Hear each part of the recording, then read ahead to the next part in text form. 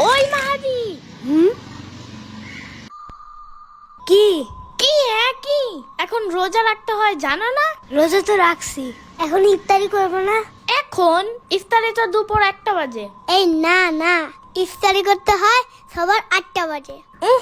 বড় মানুষ সন্ধ্যা বাজে ইফতারি করে, আর ছোট মানুষ 1টা বাজে করতে হয়। ও, কিন্তু আমার আম্মু সকালে একটা চিটিং করছে জানো? হ্যাঁ, আমার আম্মু বলছে কি, উঠো উঠো সেহরি খাবা না, পরে সেহরির বদলে শুধু ভাত খেতে দিছে। এই কারণে ওইটাই তো সে আরি সিহারি। সত্যি? হ্যাঁ হ্যাঁ, ওইটাই তো বললাম আমি। আরিতে কলা দিয়ে মাছ খাইছি, অনেক মজা।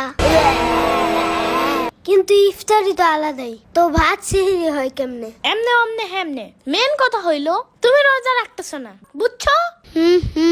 ঠিক মতন না রোজা রাখলে অনেক সমস্যা আছে।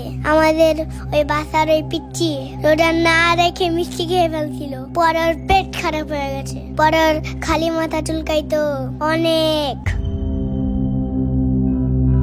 আমার সাম্বার তো ঠিকঠাক মতন রোজা রাখে, তাও ওর পেট খারাপ হয়, সারাদিন খালি মাথা চুলকায়। তার মানে সাম্বার বাচ্চা রোজা রাখে না ঠিক মতো? লোকে তাহলে সবকিছু তাহলে ওই খায়। আমার কেকও খাইছিল, আর দোষ দিছে নিশিভূতের। সাম্বারে দেখলে কেমন জানি মনে হয় কি রোজা রাখে নাই। ওরে দেখলেই মনে হয় মাত্রই খাইছে কি জানি।